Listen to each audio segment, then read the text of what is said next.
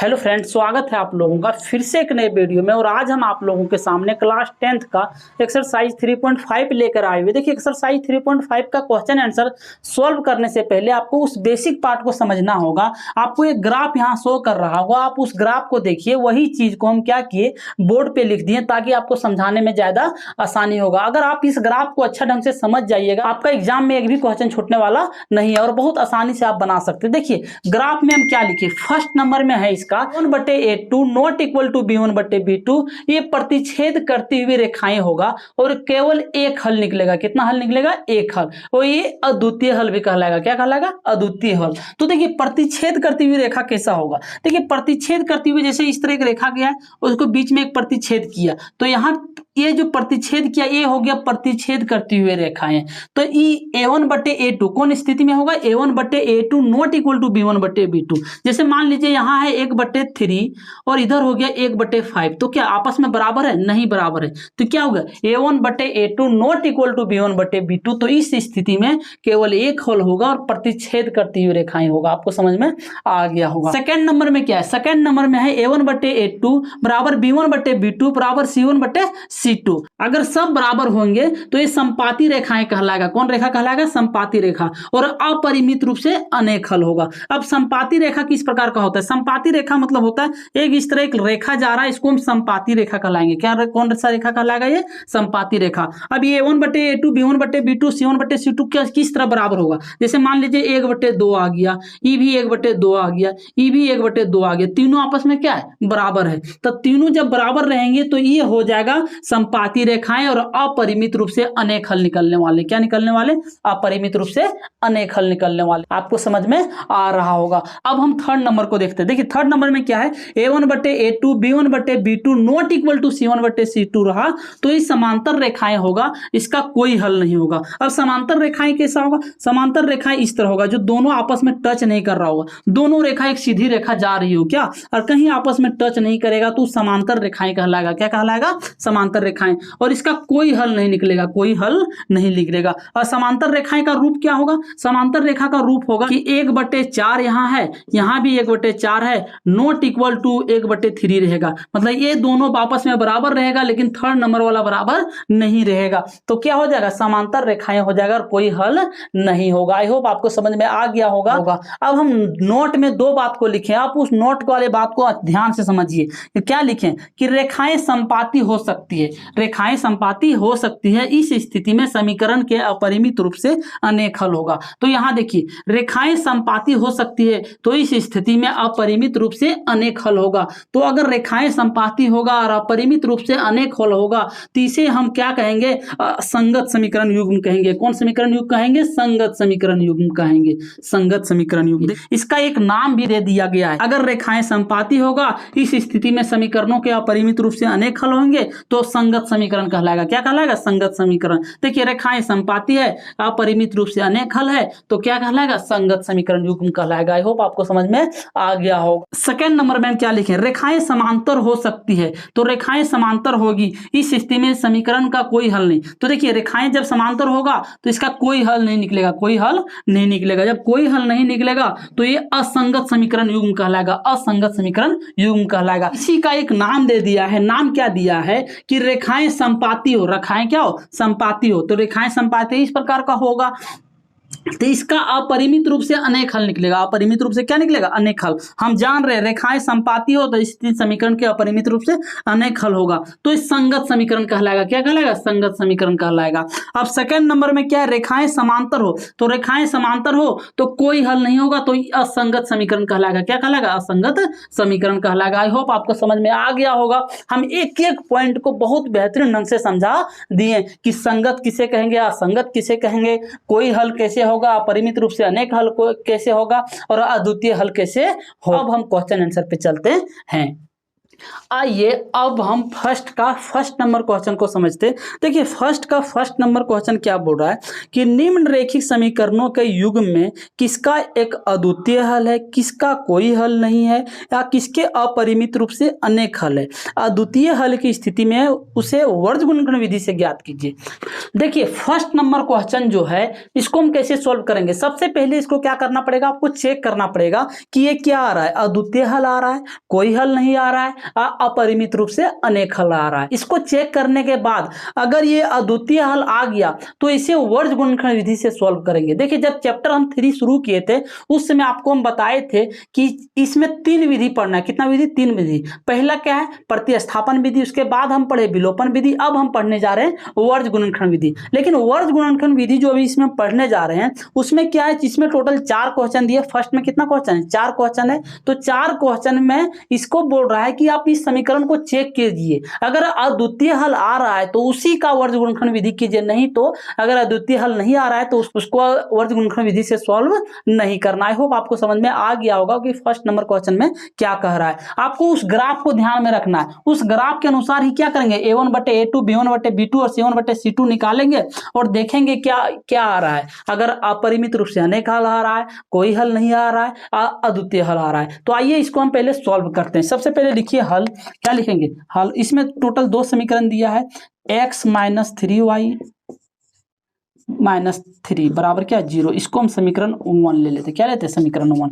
और इधर क्या है 3x 9y -2 बराबर क्या हो गया 0। इसको हम समीकरण 2 मान लेते, क्या इसको समीकरण 1 नाम दे दिए, इसका समीकरण 2 नाम दे दिए। अब देखिए यहाँ कुछ नहीं तो क्या है 1 है, तो इसका पहले क्या A1 निकालेंगे। तो A1 मेरा क्या हो जाएगा 1, B1 क्या हो जाएगा, B1 मेरा हो जाएगा -3 और C1 मेरा क्या हो जाएगा, C1 हो जाएगा -3। A1 B1 C1 निकाल लिए। A1 यहाँ x के यहाँ कुछ नहीं तो 1 हो गया, B1 -3, C1 क्या हो गया -3 हो गया। अब उसमें क्या A2 निकालेंगे, तो A2 मेरा कितना हो जाएगा 3 हो जाएगा, B2 मेरा क्या हो जाएगा, B2 हो जाएगा -9 हो जाएगा और C2 मेरा क्या हो जाएगा, C2 मेरा हो जाएगा -2 हो गया।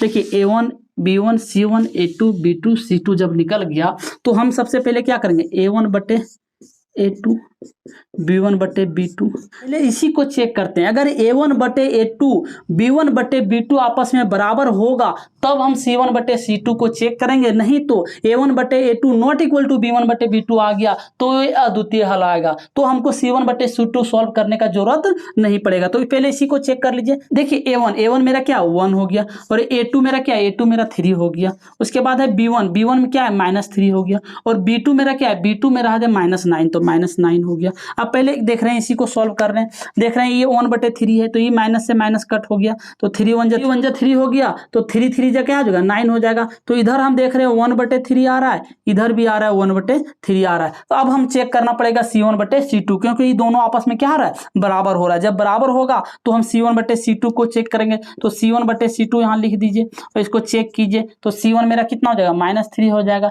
और C2 मेरा कितना हो जाएगा C2 -2 हो जाएगा। तो हम देख रहे हैं कि माइनस से माइनस कट आउट हो रहा है लेकिन इधर क्या बच रहा है 3/2 निकल रहा है। हम देख रहे हैं कि 2 बराबर हो रहा है और तीसरा बराबर नहीं हो रहा है। तीसरा बराबर हो रहा है, नहीं हो रहा है। देखिए क्या आ गया मेरा A1/A2 बराबर B1/B2 not equal to C1/C2। नीचे जगह नहीं है तो यहाँ लिख दीजिए कि A1/A2 बराबर हो गया B1/B2 not equal to C1/C2। जब ऐसा स्थिति आ जाए, ग्राफ आपको शो कर रहा होगा तो उसमें देखिए उसमें क्या है कि जब ऐसा स्थिति आ जाए A1/A2 B1/B2 not equal to C1/C2 तो यह समांतर रेखाएं होगा और इसका कोई हल नहीं निकलेगा। तो लिख दीजिए अतः यह समांतर रेखाएं होगी। क्या होगा समांतर रेखाएं होगा और इसका कोई हल नहीं निकलेगा, हल ही होगी। आपको हम बताए थे जब कोई हल नहीं होगा, जब समांतर रेखाएं होगा कोई हल नहीं होगा तो असंगत भुजा कहलाएगा, असंगत समीकरण युग्म। क्या कहलाएगा असंगत समीकरण युग्म। ये हो गया मेरा आंसर, ये मेरा क्या हो गया आंसर आ गया। आई होप आपको समझ में आ गया होगा। इसको हम पहले चेक किए, A1/A2 B1/B2 not equal to C1/C2 आया, तो यह हम जान रहे हैं कि यह समांतर रेखाएं होगा, कोई हल नहीं निकलेगा। जब समांतर रेखाएं होगा कोई हल नहीं निकलेगा तो असंगत समीकरण युग्म कहलाएगा। इसको हम वर्ग गुणनखंड विधि से सॉल्व नहीं करें, क्योंकि क्वेश्चन में पहले ही बोल दिया है कि अगर अद्वितीय हल आएगा तो उसी को हम क्या करना है, वर्ग गुणनखंड विधि से सॉल्व करना है। होप आपको समझ में आ गया होगा। अब हम चलते क्वेश्चन नंबर 2 पे। स्क्रीनशॉट लेना चाहते हैं तो आप लोग ले लीजिए इसका। आइए अब हम फर्स्ट का सेकंड नंबर क्वेश्चन देखिए। देखिए फर्स्ट का सेकंड नंबर क्वेश्चन क्या है, 2x + y - 5 बराबर 0 है, 3x + 2y - 8 बराबर क्या है 0 है। सबसे पहले इसका क्या निकाल लिए, सबसे पहले इसका निकालिए A1/A2 B1/B2 और C1/C2 निकालिए। तो लिखिए समीकरण क्या हो गया, 2x + y - 5 बराबर हो गया 0। इसका हम नाम 1 दे देते हैं, क्या देते हैं 1। तो इधर मेरा क्या हो गया 3x + 2y - 8 बराबर क्या हो गया 0। इसका हम नाम दे देते हैं सेकंड, क्या दे दिए सेकंड नाम दे दिए। अब इसका A1/A2 B1/B2 निकाल लिए। देखिए A1 मेरा क्या हो जाएगा, A1 मेरा हो जाएगा 2, क्या हो जाएगा 2, और B1 यहाँ कुछ नहीं तो क्या 1 है, तो B1 मेरा क्या हो गया 1 हो गया। और C1 मेरा क्या हो गया, C1 हो गया -5, क्या हो गया -5। A1 B1 C1 हम निकाल लिए। अब A2 B2 और C2 निकालते हैं, तो A2 मेरा क्या हो जाएगा, A2 मेरा हो जाएगा 3 हो जाएगा, और B2 मेरा क्या हो जाएगा, B2 हो जाएगा 2, और C2 मेरा क्या हो जाएगा, C2 हो जाएगा -8 हो जाएगा। देखिए A1 B1 C1 A2 B2 और C2 निकाल लिए। अब क्या कीजिए, अब इसको बैठा दीजिए। पहले A1/A2 को चेक कीजिए, A1/A2 और B1/B2, इसी को पहले चेक करते हैं। A1 मेरा क्या हो गया 2, और A2 मेरा क्या हो गया, A2 मेरा हो गया 3, और B1 क्या हो गया 1, और B2 मेरा क्या हो गया 2 हो गया। अब हम देख रहे हैं कि A1/A2 B1/B2 आपस में बराबर नहीं है, तो बराबर नहीं है तो इसको हम क्या करेंगे, C1/C2 चेक करने का कोई जरूरत नहीं, क्योंकि इस समीकरण का सॉल्यूशन यही निकल जा रहा है कि A1/A2 not equal to B1/B2 रहेगा, तो क्या कहलाएगा अद्वितीय हल कहलाएगा। क्या कहलाएगा अद्वितीय हल। जब अद्वितीय हल कहलाएगा तो इसे वर्ग गुणनखंड विधि से सॉल्व कर सकते हैं। तो लिख दीजिए अतः यह अद्वितीय हल है, अद्वितीय हल। जब अद्वितीय हल रहेगा तो अपरिमित रूप से अनेक हल रहेगा, तो क्या कहलाएगा संगत कहलाएगा। क्या कहलाएगा संगत कहलाएगा। और जिसका कोई हल नहीं निकलेगा वो असंगत कहलाएगा, क्योंकि हम पहले इसको बता चुके हैं। आप ग्राफ में भी देख लीजिए कि अद्वितीय हल रहेगा तो और अपरिमित रूप से अनेक हल रहेगा तो क्या कहलाएगा संगत कहलाएगा, और कोई हल नहीं निकलेगा तो असंगत कहलाएगा। आई होप आपको समझ में आ गया। अब इसे हम क्या करते हैं, वर्ग गुणनखंड विधि से सॉल्व कर देते हैं। देखिए वर्ग गुणनखंड विधि से कैसे सॉल्व करते हैं, देखिए लिख लिए हम वर्ग गुणनखंड विधि द्वारा हल करने पर। बहुत आसान है। देखिए x लिखिए, यहाँ y लिखिए और यहाँ 1 ले लीजिए, इसको एक लाइन दे दीजिए, दे दिए। अब हम क्या करते हैं, x का गुणांक को लिखिए। तो x का गुणांक क्या है, x का गुणांक है 2 और 3, तो यहाँ 2 लिखिए, यहाँ क्या लिखेंगे 3 लिखिए। y का गुणांक क्या है, तो यहाँ क्या है 1 है, और यहाँ क्या होगा 2 होगा, तो 2 लिख दीजिए। उसके बाद क्या होगा 1 में मेरा -5 हो जाएगा और -8 हो जाएगा। देखिए इसमें हम क्या किए, x का गुणांक को लिख दिए, y के गुणांक को लिख दिए और -5/8 को लिख दिए। अब लिख दिए सबको अलग अलग, x बराबर y बराबर, और इधर क्या हो गया मेरा 1 हो गया, क्या हो गया 1 हो गया। अब सबको बराबर में लिख दीजिए, सबको बराबर में क्या किए लिख दिए। अब बहुत आसान है, क्या करना है आप लोगों को, जिसको निकालना है उसको ढक दीजिए। x को निकालना है तो x को ढक दीजिए। लिखिए 5 दूनी 10, तो कहोगे -10, और ये फार्मूला हो गया माइनस वाला, क्या हो गया माइनस वाला। 5 दूनी 10 हो गया, 8 एक 8, तो -8 हो गया। यहाँ तक आपको समझ में आ गया होगा। x निकालना है, x को ढक दिए। अब अगर y निकालना है तो y को ढक दीजिए। 8 दूनी 16, तो हो गया -16, ये माइनस हो गया फार्मूला वाला, और 5 दिया 15, तो -15 हो गया। इतना हो गया, बराबर है, इधर तो रहने दीजिए। अब इसको निकालना है तो इसको ढक दीजिए। 2 दूनी 4, तो यहाँ क्या हो जाएगा 4, माइनस है तो माइनस, 3 एक 3 हो गया। देखिए बहुत आसानी से हम निकाल लिए। अब हम क्या करते हैं, लिखिए x के x लिखिए, और यहाँ क्या हो जाएगा -10, माइनस गुने माइनस क्या हो जाएगा +8 हो जाएगा, बराबर रहने दीजिए। y का y लिखिए, और इधर क्या हो जाएगा -16, माइनस गुने माइनस क्या हो गया प्लस हो गया, यहाँ हो गया 15, बराबर है तो बराबर लिख दीजिए। यहाँ हो गया 1, और 4 में 3 जाएगा, क्या बचेगा 1 बचेगा। देखिए नीचे जगह नहीं है तो यहाँ ले आइए x, 10 में 8 गया, क्या बचा -2, क्योंकि 10 बड़ा है तो यहाँ हो जाएगा -2। उसके बाद हो गया बराबर, फिर लिखिए y, और यहाँ क्या हो जाएगा 16 में 15 हो जाएगा तो -1 हो जाएगा बराबर। और इसको 1/1 लिख दीजिए, इसको 1/1 लिख दीजिए। अब देखिए x और y का मान निकालना बहुत आसान है। देखिए इसका एक नियम है, क्या क्या कहिए, फर्स्ट जो x है उसको एक बार इसके साथ लिखिए थर्ड वाले के साथ, और सेकंड वाले को भी एक बार थर्ड वाले के साथ लीजिए। तो लिखिए x/2 -2 हो गया और बराबर हो गया 1/1 हो गया। इसके साथ ले लिए किसको, इसको इसके साथ ले लिए, तो इसके साथ ले लिए। तो इसको सॉल्व कर दिए कोना कोनी, 1 से x को गुना करेंगे x, और इधर 1 से -2 को गुना करेंगे तो -2, तो x बराबर क्या निकल गया, -2 निकल गया। और एक बार इधर ले लीजिए पुनः में, फिर ले लीजिए पुनः लिखिए y का y और -1 का -1। फिर हम किसके साथ लेंगे, थर्ड वाले के साथ, क्योंकि फर्स्ट वाले को थर्ड वाले के साथ लिए, सेकंड वाले को भी थर्ड वाले के साथ लिखेंगे। तो 1 क्या जगह 1 होगा। तो y से 1 को गुना करेंगे तो y हो जाएगा, 1 गुणे 1 करेंगे तो -1 होगा, क्योंकि यहाँ माइनस है तो y बराबर क्या गया -1 हो गया। आई होप आपको समझ में आ गया होगा। ये हो गया मेरा आंसर। देखिए कितना आसानी से इसको हम निकाल लिए। अगर आप इस क्वेश्चन को वर्ग गुणनखंड विधि के अलावा अगर आप प्रतिस्थापन विधि से या तो विलोपन विधि से किसी से भी निकालिएगा तो x का मान भी वही आने वाला है और y का भी मान वही आने वाला है। आप इसको निकाल के एक बार जरूर देख लीजिए कि देखिए आता है या नहीं आता है। स्क्रीनशॉट लेना चाहते तो आप लोग ले लीजिए इसका। आइए अब हम फर्स्ट का थर्ड नंबर क्वेश्चन को देखते हैं। देखिए इसको पहले चेक करना पड़ेगा कि क्या है, अपरिमित रूप से अनेक हल है, कोई हल नहीं है, तो अद्वितीय हल है। अगर अद्वितीय हल आया तो इसको भी वर्ग गुणनखंड विधि से सॉल्व करना पड़ेगा। तो आइए इसको हम पहले चेक करते हैं। लिखिए हल 3x - 5y बराबर है 20, क्या है 20 दिया हुआ है। और इधर हम लिखते हैं 6x - 10y बराबर दिया है 40। अब इसमें हम देख रहे हैं कि बराबर के उधर 20 दिया है, तो इसको क्या इधर लाना पड़ेगा। तो इसको लाने के लिए क्या करना है, 3x - 5y बराबर के उधर प्लस में इधर आया क्या जाएगा -20 हो जाएगा, बराबर क्या जाएगा 0। ये मेरा हो गया समीकरण 1, क्या हो गया समीकरण 1 हो गया। और इसको क्या करना है 6x - 10y हो गया। ये बराबर के उधर है प्लस में इधर लाएंगे क्या जाएगा माइनस में हो जाएगा, ये हो गया -40 बराबर क्या हो गया 0, कुछ नहीं बचा तो 0। ये हो गया सेकेंड नंबर, क्या हो गया समीकरण 1 और समीकरण 2 हो गया।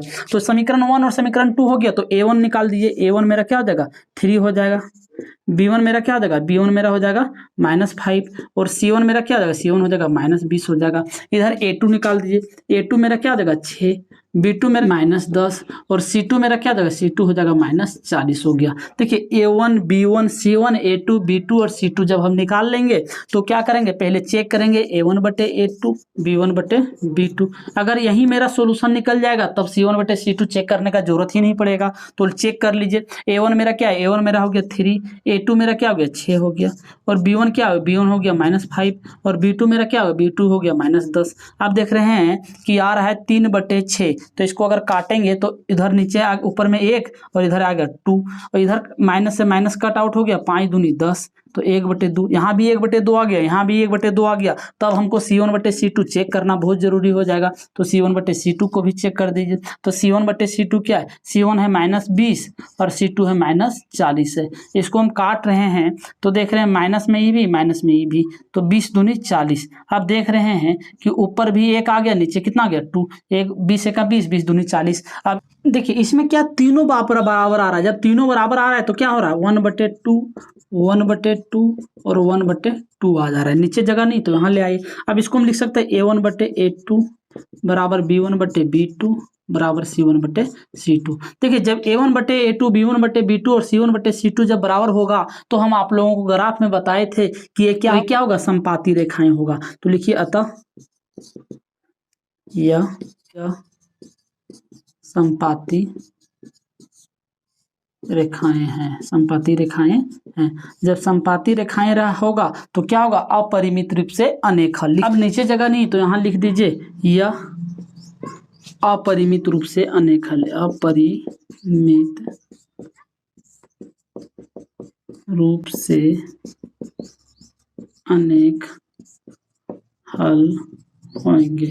जब अपरिमित रूप से अनेक हल होगा तो ये वर्ग गुणनखंड विधि से सॉल्व ही नहीं करना है, क्योंकि क्वेश्चन में बोल दिया था कि सिर्फ अद्वितीय हल रहेगा तभी आप उसको वर्ग गुणनखंड विधि से सॉल्व कीजिए। तो अपरिमित रूप से अनेक हल होगा, कोई हल नहीं होगा तो उसको वर्ग गुणनखंड विधि से सॉल्व नहीं करना। आई होप आपको समझ में आ गया होगा। अगर आप इसको वर्ग गुणनखंड विधि से सॉल्व करते तो कहीं ना कहीं अटक जाइएगा, आंसर आने वाला नहीं है। आपको समझ में आ गया होगा कि इस क्वेश्चन को वर्ग गुणनखंड विधि से हम क्यों सॉल्व नहीं क्योंकि पहले ही बता चुका था कि अद्वितीय हल रहेगा तभी हम इसको सॉल्व करेंगे। आई होप आपको समझ में आ गया होगा। स्क्रीनशॉट लेना चाहते तो आप लोग ले लीजिए इसका।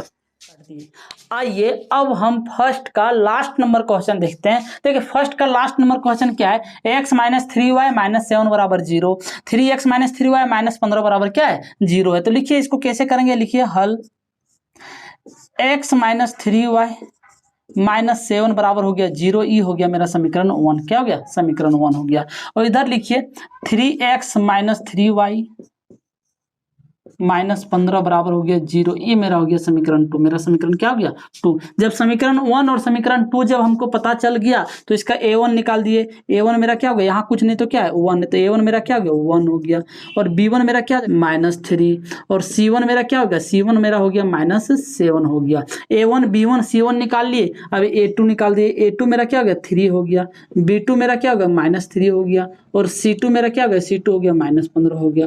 अब इसको चेक करते हैं, a1 बटे a2 बराबर b1 बटे b2। पहले इसी को चेक कर लेते हैं, अगर ये मेरा बराबर निकला तब c1 बटे c2 को चेक करेंगे। तो a1 मेरा कितना हो गया 1 हो गया, और a2 मेरा कितना हो गया 3 हो गया, और b1 क्या, b1 हो गया माइनस 3, और b2 मेरा क्या हो गया b2 हो गया माइनस 3। जब हम देख रहे हैं कि a1 बटे a2 b1 बटे b2 जब हम चेक कर रहे हैं तो यही आपस में बराबर नहीं हो रहा है, आपस में बराबर हो रहा है। इधर 1 बटे 3 इसको काट देंगे तो देखिए माइनस से माइनस कैंसिल आउट हो गया, तो 3 1 जा 3, 3 1 जा 3, तो क्या आ गया 1 बटे 3, इधर भी आ गया 1 बटे 1। तो क्या आपस में बराबर हुआ, नहीं, आपस में यही बराबर नहीं हुआ, तो हम c1 बटे c2 चेक करने का जरूरत नहीं। जब a1 बटे a2 b1 बटे b2 आपस में बराबर नहीं होगा तो अद्वितीय हल होगा। क्या होगा, अद्वितीय हल। तो अद्वितीय हल होगा तो इसको हम क्या करेंगे, वर्ग गुणनखंड विधि से सॉल्व करेंगे। लिखिए अतः यह अद्वितीय हल है, अद्वितीय हल है। जब अद्वितीय हल रहेगा और अपरिमित रूप से अनेक हल रहेगा तो उसे हम संगत समीकरण युग्म कहेंगे। क्या कहेंगे, संगत समीकरण युग्म कहेंगे। इसे अब हम क्या करेंगे, वर्ग गुणनखंड विधि से सॉल्व करेंगे, क्योंकि अद्वितीय हल है, क्वेश्चन में ही बोल दिया अगर अद्वितीय हल आ गया तो इसे आप वर्ग गुणनखंड विधि से सॉल्व कीजिए। यहाँ लिख दीजिए वर्ग गुणनखंड विधि द्वारा। देखिए वर्ग गुणनखंड विधि से सॉल्व करने के लिए क्या करना होगा, पहले x y और 1 के रूप में ले लीजिए। तो देखिए x y और 1, तो x का गुणांक क्या है 1 और नीचे क्या हो जाएगा 3, y का गुणांक क्या हो जाएगा -3 और -3 हो जाएगा, और क्या हो जाएगा -7 और -15 हो गया।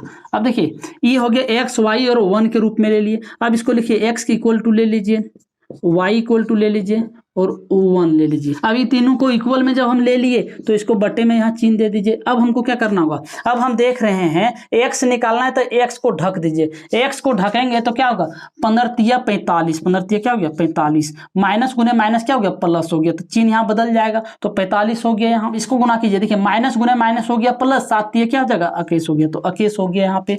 अब y निकालना है तो y को ढक दीजिए, लिखिए 15 1 जा -15 हो जाएगा, क्योंकि एक में माइनस है इसमें माइनस नहीं, तो माइनस प्लस होगा माइनस। अब 7 तिया 21 माइनस 21 हो जाएगा, तो एक माइनस वाला और एक यहाँ जो 7 तिया कैसा है उसका। अब सेकंड हो गया। अब इसको निकालना है तो इसको ढक दीजिए, 3 से 1 को गुना करेंगे तो -3 हो गया, क्या हो गया -3, और 3 तिया क्या हो गया 9 हो गया, तो -9 हो गया, यहाँ क्या हो गया -9 हो गया। आई होप आपको समझ में आ गया होगा हम इसको किस प्रकार सॉल्व किए। अब देखिए एक बार इसको और लिख दिए, x 45 में 21 घटाइए तो 5 में 1 गया क्या बचेगा 4 बचेगा, 4 में 2 गया क्या बचेगा 2, 24 आ गया। बराबर है तो बराबर दे दीजिए, y तो y लिखिए। अब इसमें क्या है -15, माइनस माइनस क्या होता है प्लस हो जाएगा 21 हो जाएगा। अब इधर बराबर लिखिए 1 और इधर क्या लिखिए -3, माइनस गुने माइनस क्या हो जाएगा प्लस हो जाएगा, यहाँ क्या हो जाएगा 9 हो जाएगा। अब यहाँ तक आपको समझ में आ गया और नीचे जगह नहीं तो यहाँ ले आइए इसको। अब यहाँ लिख दीजिए इसको, x का x लिखना रहने दीजिए, 24 का 24 रहने दीजिए, बराबर है तो बराबर रहने दीजिए, y का y ले लीजिए।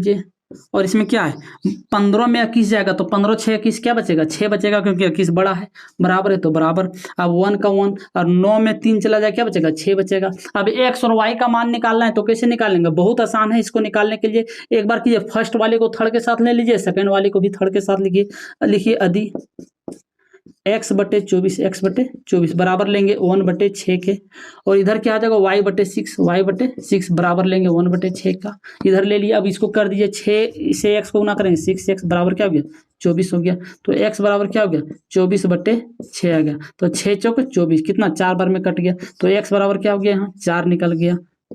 तो इधर क्या हो जाएगा, इधर हो जाएगा 6y बराबर हो गया 6। तो y बराबर क्या हो गया 6/6। काट देंगे कितना बार में, एक बार में, तो y बराबर क्या निकल गया 1 निकल गया। देखिए कितना आसानी से इसको हम निकाल दिए। ये मेरा क्या हो गया आंसर हो गया। आई होप आपको समझ में आ गया होगा। स्क्रीनशॉट लेना चाहते तो आप लोग ले लीजिए इसका। एक्सरसाइज 3.5 में फर्स्ट में टोटल 4 क्वेश्चन था। चारों क्वेश्चन को हम डिटेल्स में सॉल्व कर दिए। बाकी का क्वेश्चन हम नेक्स्ट वीडियो में देखेंगे। वीडियो कैसा लगा आप कमेंट करके हमें जरूर बताइएगा। दोस्तों के साथ जरूर शेयर कीजिएगा। मिलते हैं नेक्स्ट वीडियो में। Thank you so much. जय हिंद।